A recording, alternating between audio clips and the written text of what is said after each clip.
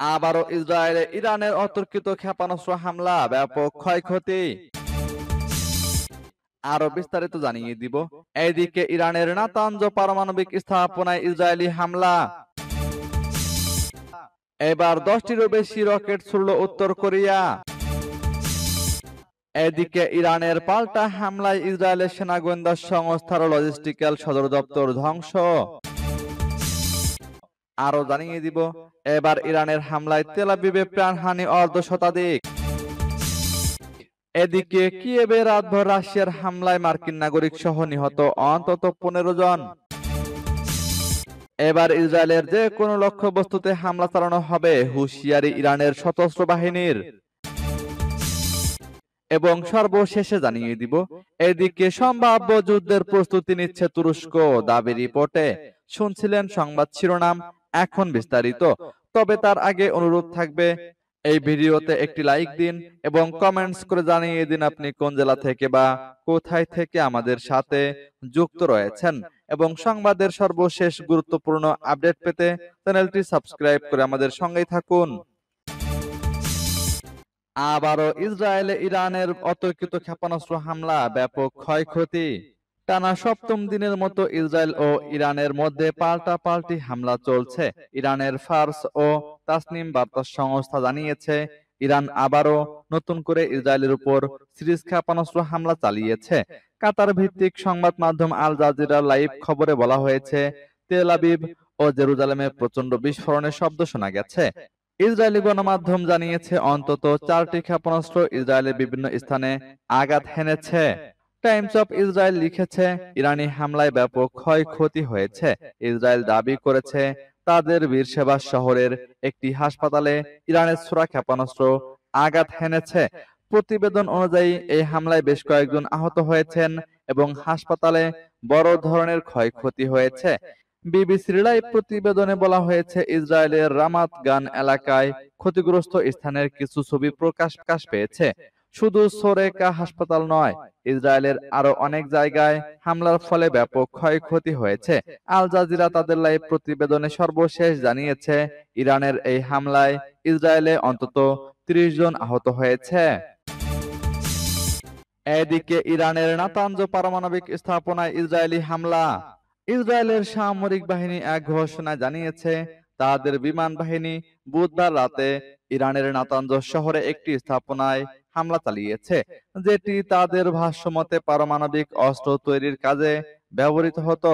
Israeli প্রতিরক্ষা বাহিনী বলেছে, এই স্থাপনায় এমন বিশেষ যন্ত্রাংশ ও উপকরণ রয়েছে যা পারমাণবিক অস্ত্র তৈরিতে ব্যবহার হয় এবং সেখানে এমন প্রকল্প চলছে যা পারমাণবিক অস্ত্র কর্মসূচিকে দ্রুত এগিয়ে নিতে সাহায্য করবে। বিবিসির প্রতিবেদনে বলা হয়েছে, নাতানজে এর আগেও হামলা হয়েছে।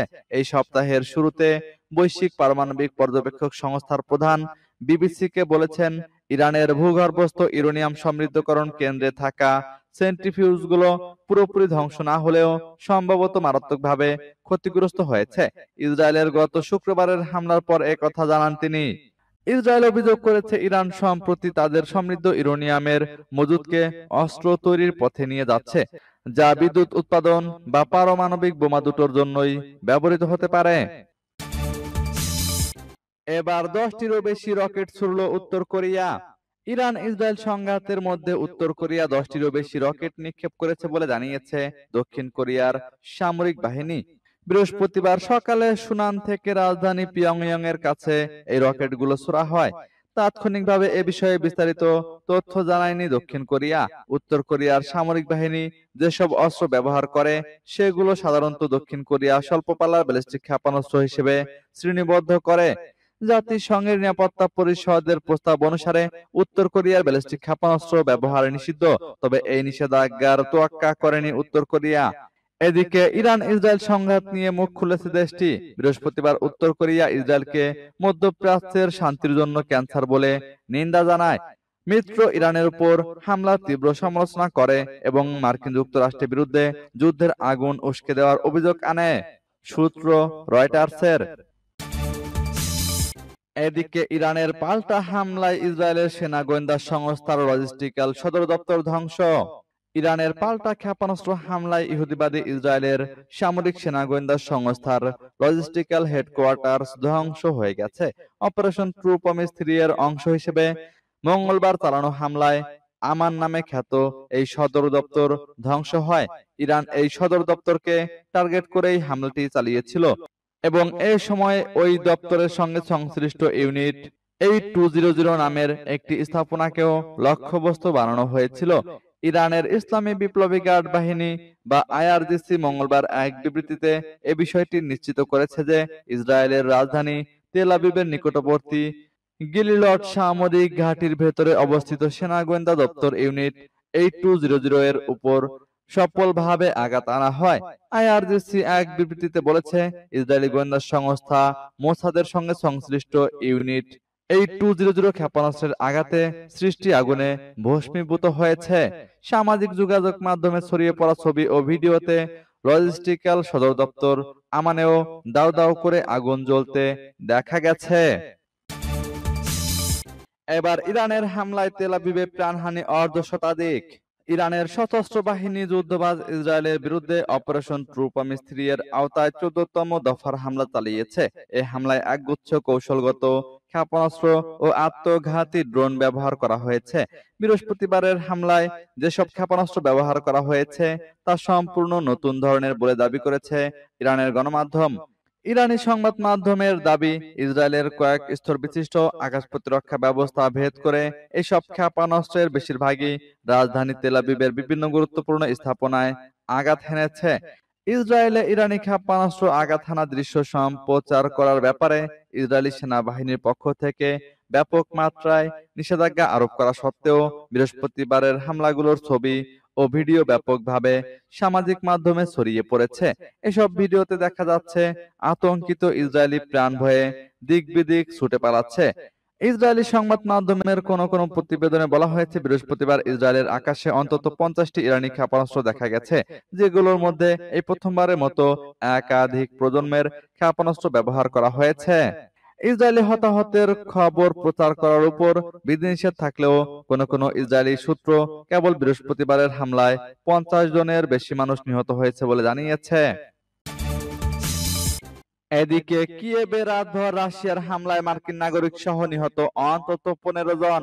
ইউক্রেনের রাজধানী কিয়েভে বড় ধরনের ড্রোন হামলা চালিয়েছে রাশিয়া। এই হামলায় অন্তত 15 জন নিহত হয়েছে। নিহতদের মধ্যে এক মার্কিন নাগরিক রয়েছেন বলে নিশ্চিত করেছে ইউক্রেনের পররাষ্ট্র মন্ত্রণালয়। আহত হয়েছেন আরো অন্তত 116 জন। স্থানীয় কর্মকর্তাদের বরাত দিয়ে এ তথ্য জানিয়েছে বার্তা সংস্থা এপি। সোমবার দিবাগত রাতে চালানো হয় এই হামলা। এছাড়া দক্ষিণ অঞ্চলীয় শহর ওডেসাতেও হামলা চালিয়েছে রুশ বাহিনী। সেখানেও অন্তত 17 জন গুরুতর আহত হয়েছেন বলে জানা গেছে, যাদের মধ্যে রয়েছে এক শিশুও। কিয়েভ মিলিটারি কর্তৃপক্ষ জানিয়েছে কমপক্ষে 175টি ড্রোন, 14টি ক্রুজ ও 2টি ব্যালিস্টিক ক্ষেপণাস্ত্র দিয়ে হামলা চালিয়েছে রাশিয়া। প্রায় 9 ঘন্টা ধরে হামলা চালিয়েছে তারা।